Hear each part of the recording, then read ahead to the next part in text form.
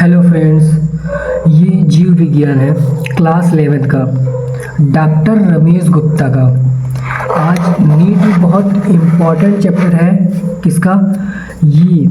आज ये चैप्टर पढ़ेंगे हम लोग वनस्पति जगत का।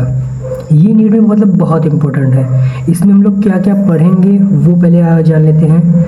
शैवाल क्या होता है, शैवाल के गुण शैवाल मतलब शैवाल के बारे में।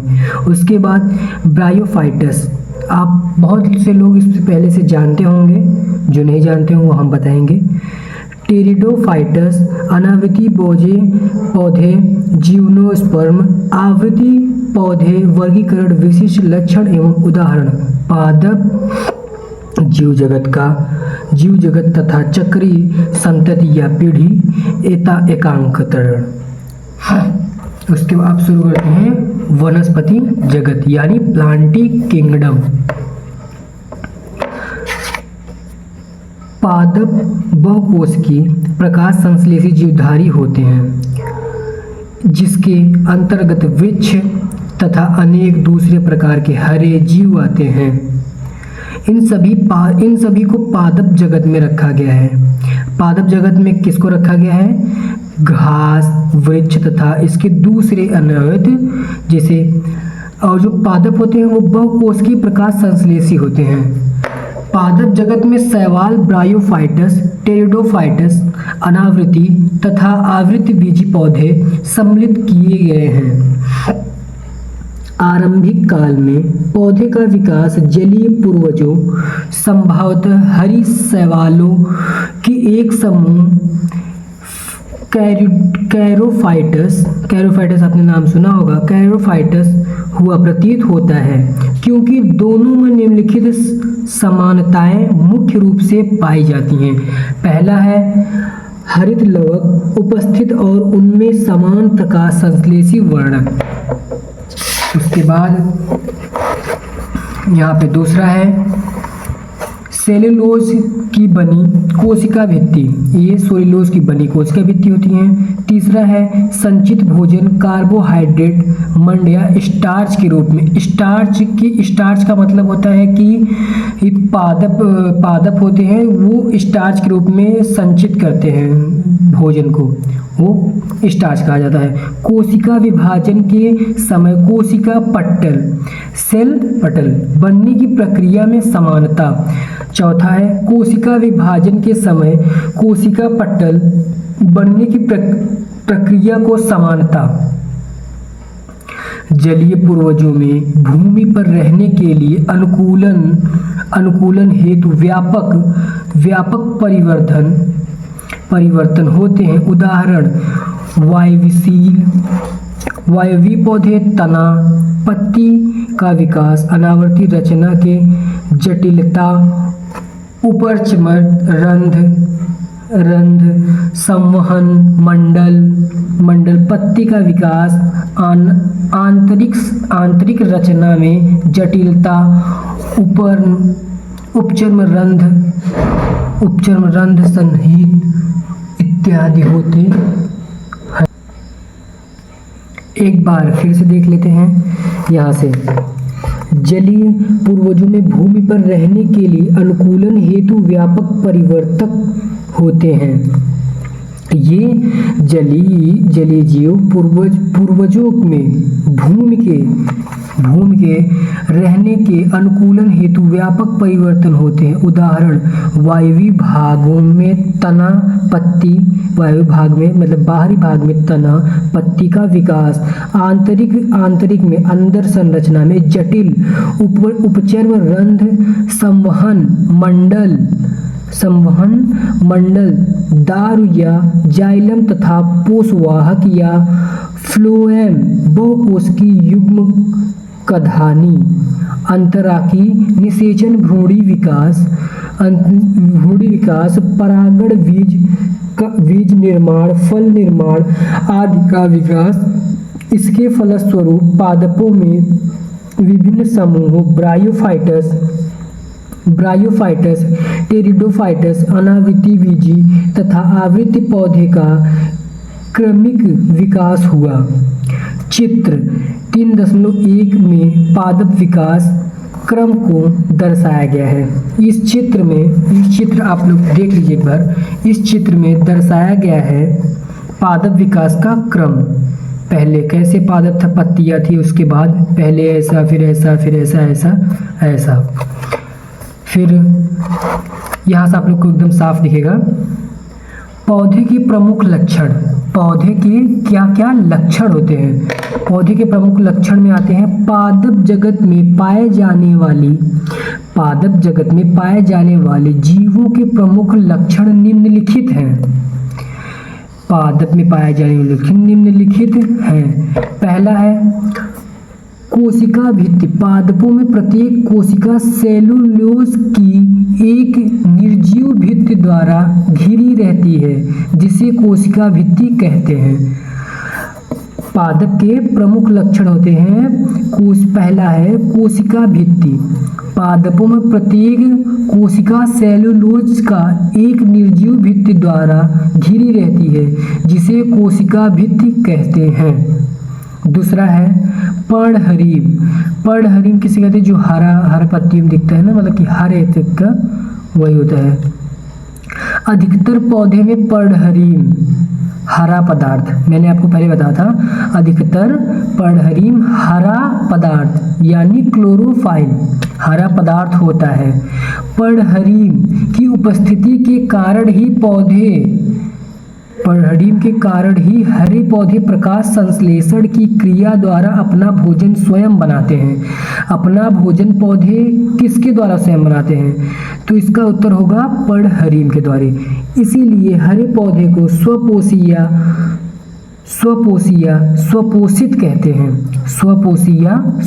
कहते हैं। तीसरा है प्रकाश संश्लेषण। इस क्रिया में हरे पौधे पृथ्वी से जल, इस क्रिया में प्रकाश संश्लेषण पौधे कैसे करते हैं, इसमें पृथ्वी से वो लोग जल लेते हैं और वायुमंडल से कार्बन डाइऑक्साइड, आप देख सकते हैं, पृथ्वी से जल लेते हैं H2O, वायुमंडल से कार्बन डाइऑक्साइड यानी CO2 लेकर सूर्य के प्रकाश में विभिन्न प्रकार के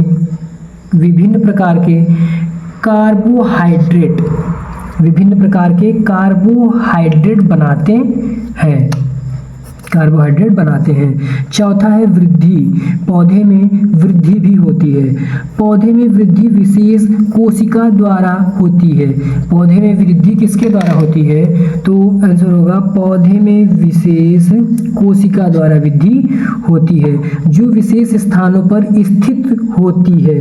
निम्न श्रेणी में पौधों के शीर्ष कोशिका द्वारा वृद्धि होती है, जबकि उच्च पौधों में जड़ व तने के सिरे पर शीर्षस्थ विभाज्योतक और अंत विशिष्ट विभाज्योतक के विभाजन से लंबाई में वृद्धि होती है।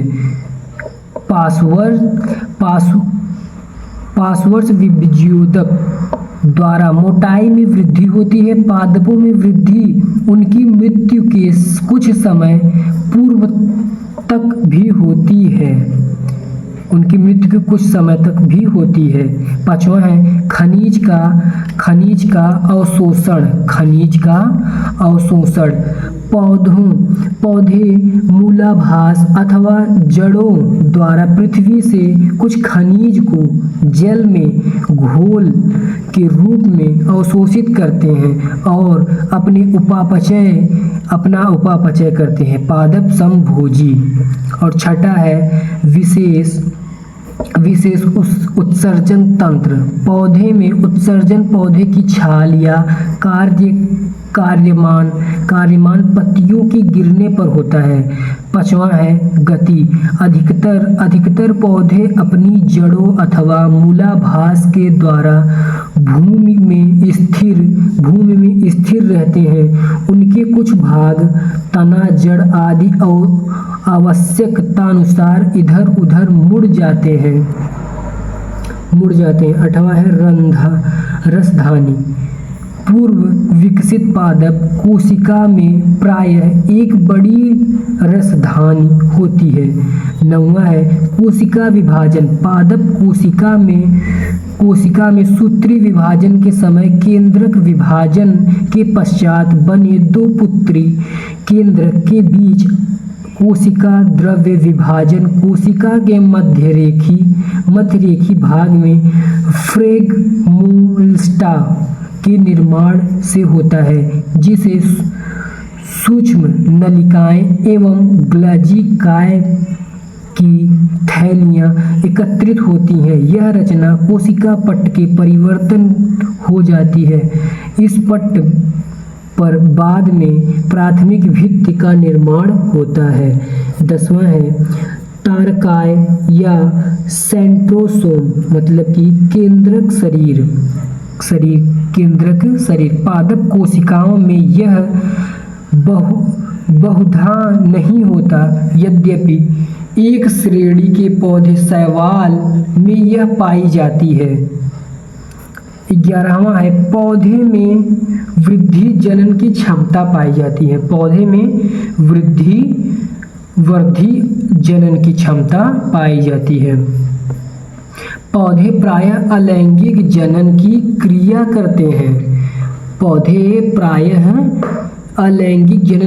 करते हैं। उदाहरण शैवाल पादप अनेक प्रकार के बीजाणु का निर्माण करते हैं। 13वां है पादपों में लैंगिक जनन की क्रिया पाई जाती है। लैंगिक जनन द्वारा पौधों का जातीय विकास होता है। 14 विकसित पौधे लैंगिक जनन के पश्चात भ्रूणी विकास द्वारा भ्रूण का निर्माण करते हैं। शैवालों में लैंगिक जनन के पश्चात भ्रूणी विकास नहीं होता है।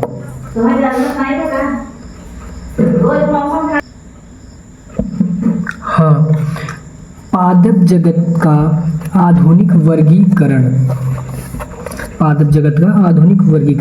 वर्गीकरण का महत्व। पहला है अध्ययन की सुविधा, मतलब वर्गीकरण किस लिए किया गया, वर्गीकरण का क्या महत्व है।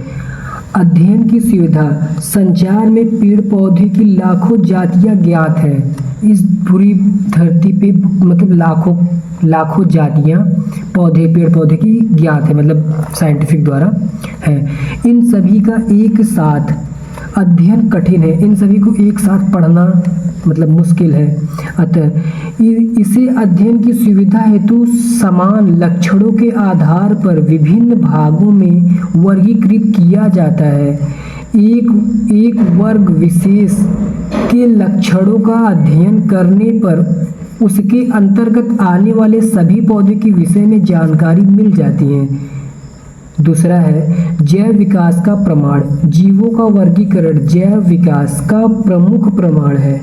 यदि पादप जगत के वर्गीकरण को एक साथ प्रदर्शित किया जाए तो सरलतम रचना वाले पादपों में जटिल रचना वाले पादपों की ओर क्रमिक विकास स्पष्ट देखा जा सकता है।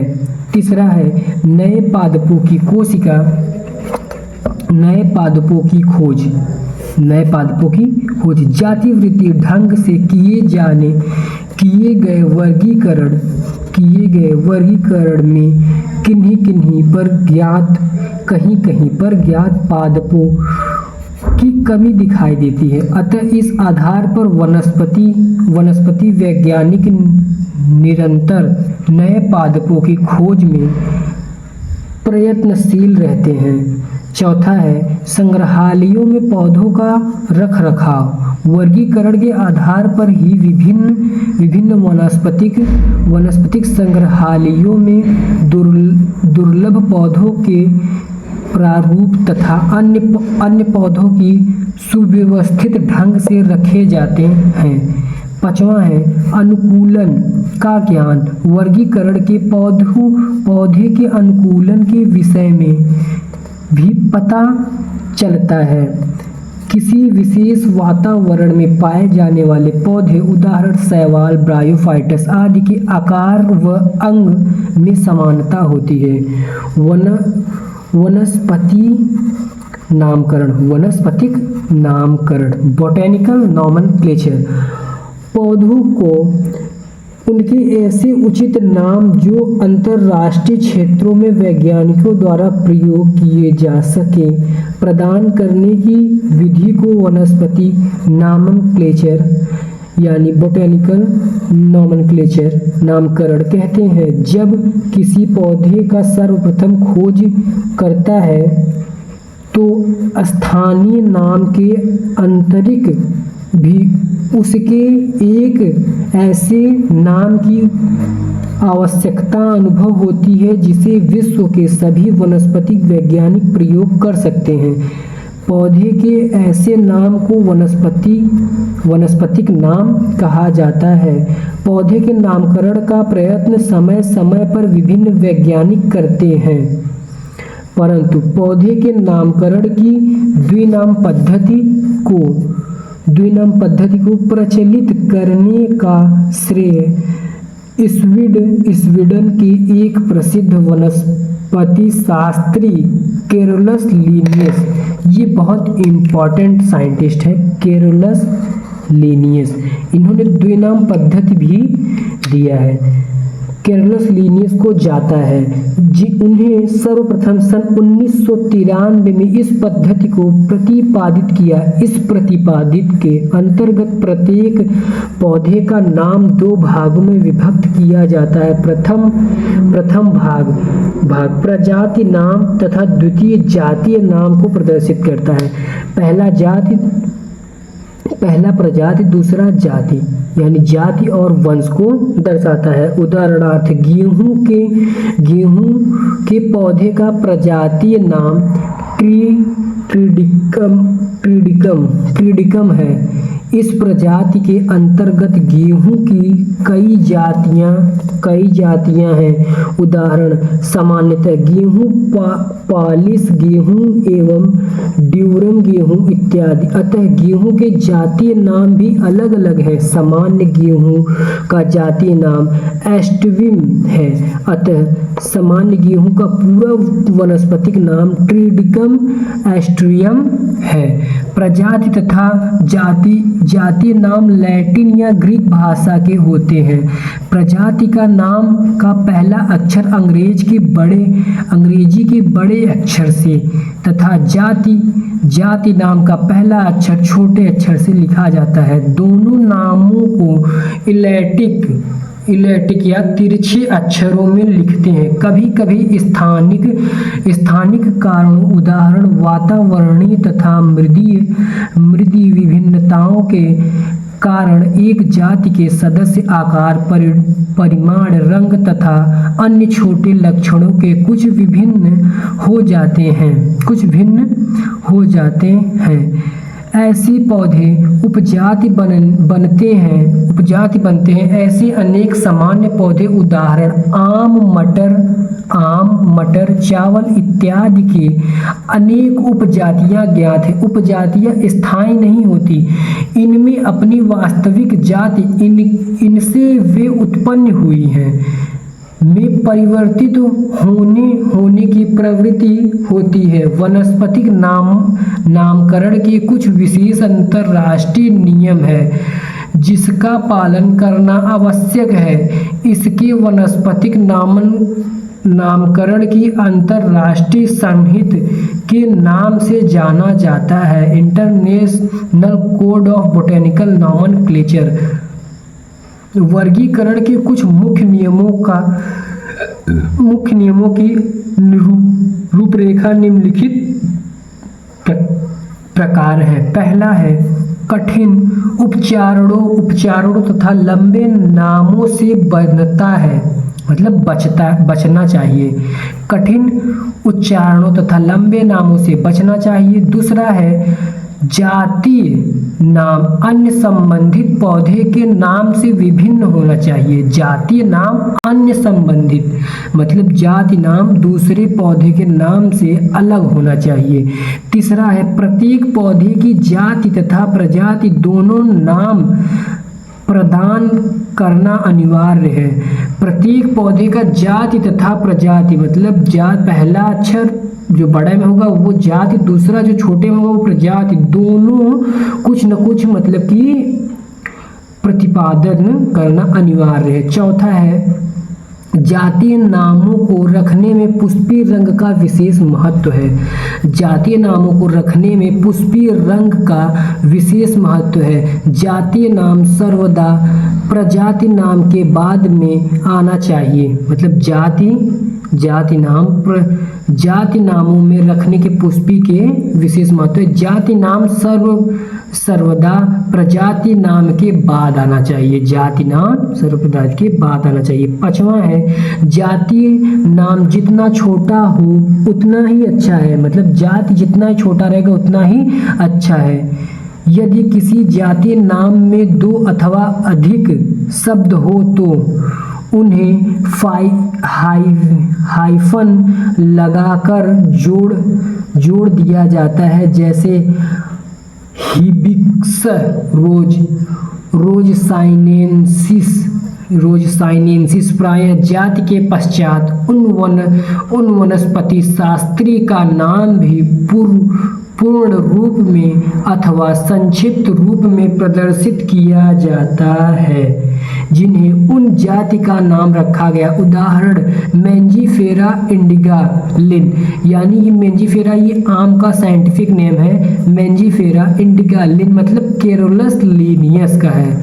यहाँ पर लिन एल से अभिप्रिय लीनियस से है। वनस्पति नामकरण की अंतरराष्ट्रीय संहिता में 3 मुख्य भाग से विभाजित किया गया है। सिद्धांत, नियम तथा सिफारिश किसी श्रेणी के वर्गीकी समूह taxonomic group of any rank को प्रदर्शित करने के लिए सर्वप्रथम इस कोड में टैक्सॉन शब्द का प्रयोग किया गया है। इसके अतिरिक्त टाइप विधि जिसमें हेलोटाइप, पोरोटाइप आदि शब्द विशेष महत्व रखते हैं का प्रयोग किया जाता है। यदि कोई वैज्ञानिक किसी पौधे की खोज करके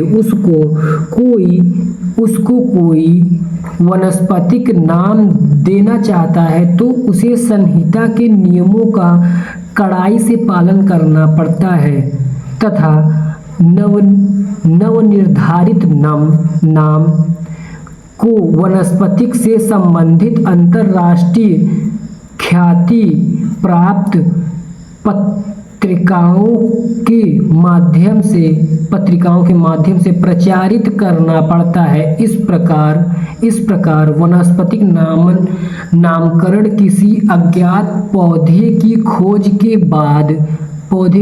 के बाद एक आवश्यक कार्य बन जाता है। वर्गीकरण की इकाई वनस्पतिक नामकरण के पश्चात दूसरा कार्य पौधे का उचित वर्गीकरण है। आधुनिक वर्गीकरण में पूरे पादप जगत को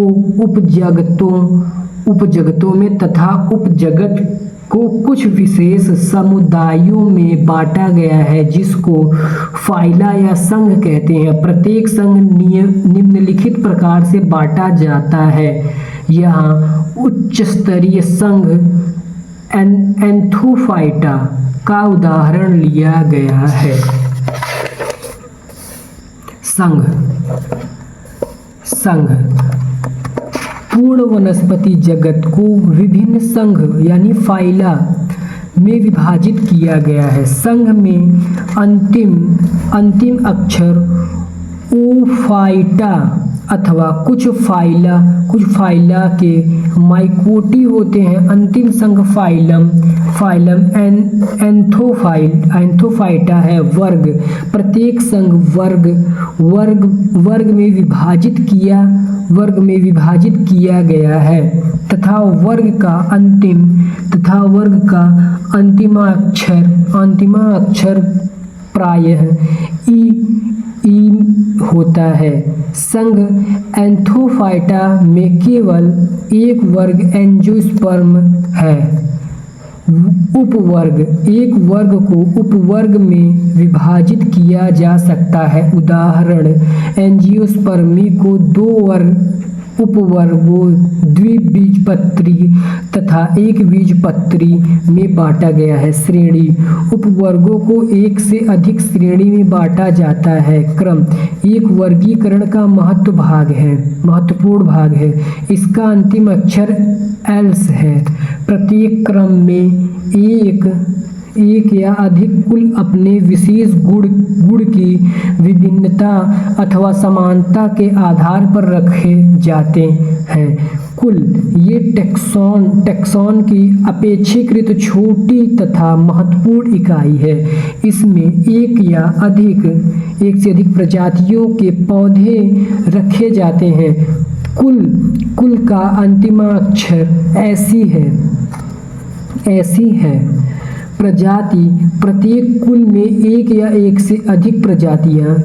अधिक प्रजातियां गुणों के आधार पर रखी जाती हैं। प्रजाति के नामकरण पर विशेष ध्यान दिया जाता है। जाति, वर्गीकरण की यह सबसे छोटी इकाई है। इसमें सदस्यों में परस्पर प्रजनन की क्षमता होती है। यहाँ तक कंप्लीट हो गया है। अब कल सवाल से पढ़ेंगे, नहीं तो वीडियो बहुत लॉन्ग हो जाएगा, इसलिए अब कल से सवाल से पढ़ेंगे। तो अगर भाई अच्छा लगा हो तो लाइक कमेंट शेयर प्लीज़ करिएगा। Thank you so much. तो कल मिलते हैं सवाल पे।